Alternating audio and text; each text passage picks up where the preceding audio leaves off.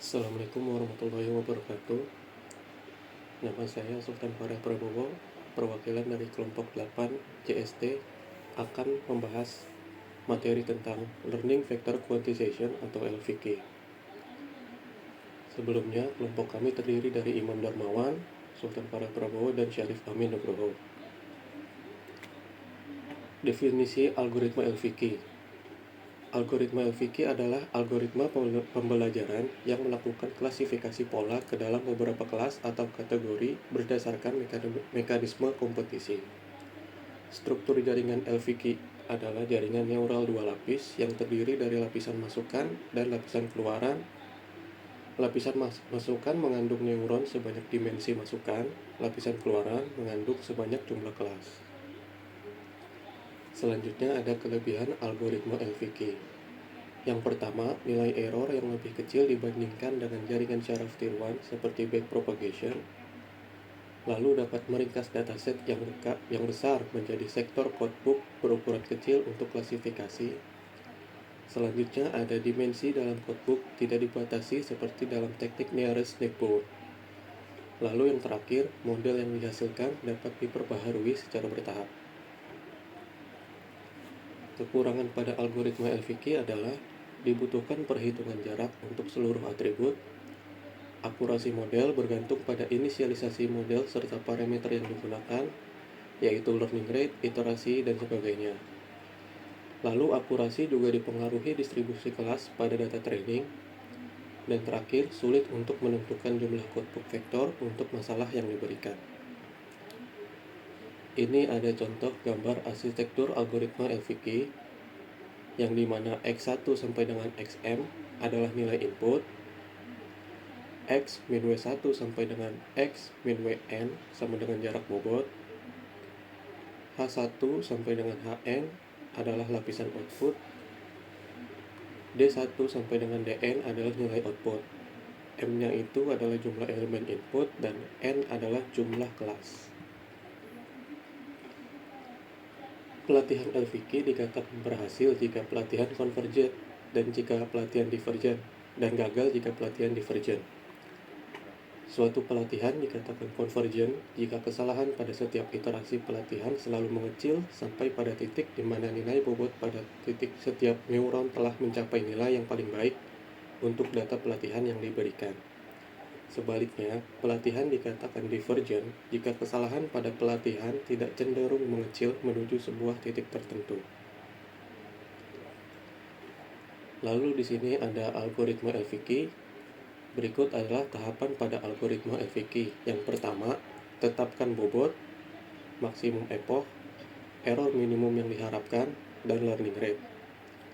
Yang kedua, masukkannya adalah input XMN, target T1N. Lalu yang ketiga, tetapkan kondisi awal, epoch sama dengan 0, EPS atau error minimum yang diharapkan sama dengan 1. Yang keempat, tetapkan jika epoch kurang dari mak epoch atau E kurang dari EPS, epoch sama dengan epoch plus 1, lalu kerjakan untuk I sama dengan 1 sampai N. A tentukan J sedemikian hingga X min WI minimum disebut sebagai CI.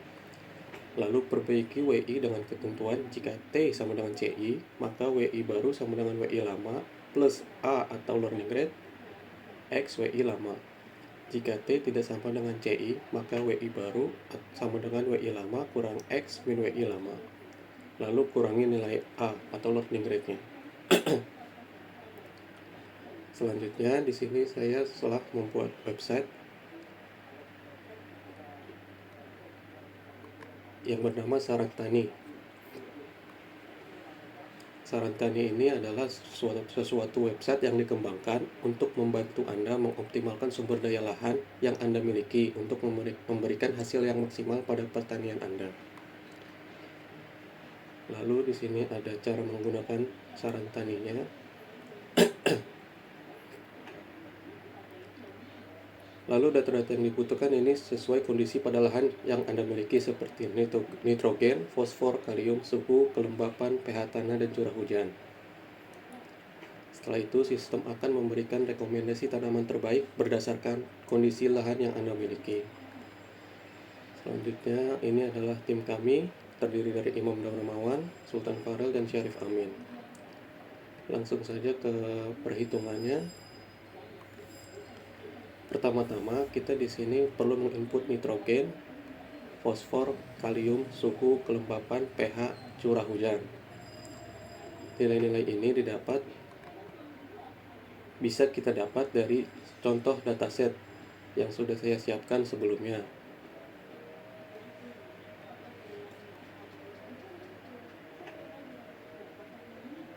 Di sini saya ada contoh dataset dari tanaman apel. Kita input nitrogennya 24, lalu fosfornya 128, kalium 196, temperaturnya 22,75, kelembapannya 90,69,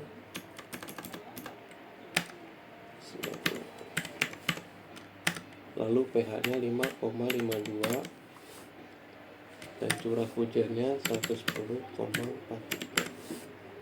Setelah kita klik rekomendasi di sini, sistem akan merekomendasikan tanaman apel yang sesuai dengan kondisi lahan yang Anda miliki. Selanjutnya, saya juga memiliki dataset untuk tanaman bandana atau pisang. Kita coba input lagi yang lain.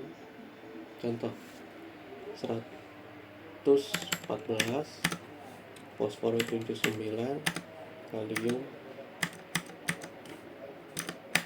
51, suhu 26,21, kelembapan 82,34, pH 6,31, dan curah hujannya 112,07.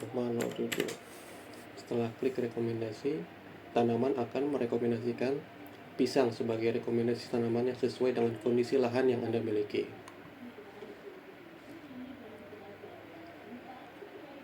Sistem ini dibuat berdasarkan perhitungan yang ada di sini. Contohnya, saya telah membuat sekitar ada 6 tabel di sini. 2 data table teratas adalah data inisialisasi dan tabel sisanya adalah data latih. Learning rate-nya kita tetapkan 0,05. Untuk perhitungannya, epoch ke-1 dan data latih ke-1 ialah 85, 58, 41, 22, 80, 7, dan 227. Pertama, kita mencari bobot ke-1 dulu dengan rumus sebagai berikut.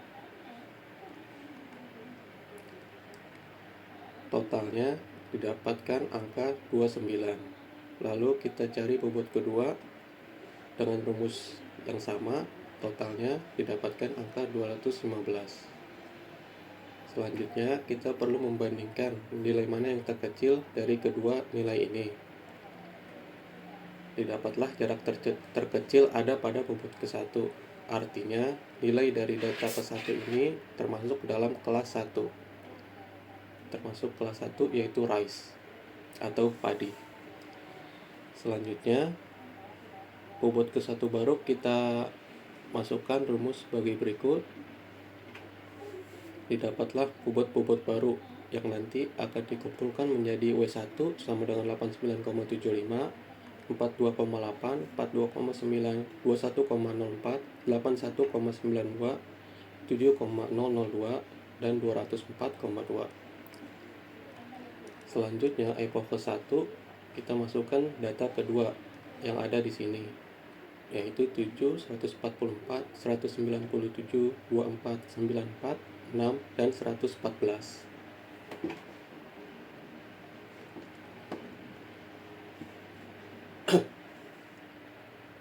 Selanjutnya, kita hitung kembali bobot ke-1-nya dengan menggunakan bobot yang baru didapat dari rumus-rumus di sini. Rumusnya hampir sama, tinggal diganti aja data yang kedua dan diganti bobotnya. Didapatkanlah totalnya 222. Selanjutnya, untuk mencari bobot kedua, datanya juga sama, namun bobotnya kita pakai dari bobot inisialisasi kedua, yaitu 24, 128, 196, 23, 91, 6, dan 110. Didapatkanlah hasilnya 15. Setelah itu, lakukan hal yang sama seperti mencari data ke-1, yaitu mencari data terkecil dari kedua nilai data ini. Didapatlah jarak terkecil ada pada bobot kedua, yaitu 15. Kesimpulannya, data kedua ini termasuk ke dalam kelas kedua atau kelas Apple. Setelah itu, selanjutnya dicari lagi bobot baru seperti rumus yang sama di atas. Lakukan perhitungan ini sampai ke max epoch yang telah ditentukan. Setelah max epoch yang sudah ditentukan, akhirnya dapatlah bobot-bobot akhir seperti berikut.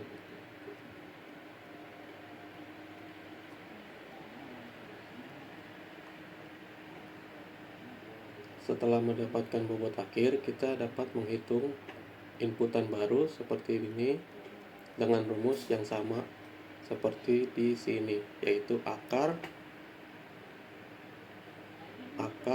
input kurang bobot tambah input kurang bobot, dan seterusnya. Perhitungan inilah yang saya implementasikan ke dalam website saya di sini. Baik, sepertinya segitu cukup dari saya. Wassalamualaikum warahmatullahi wabarakatuh.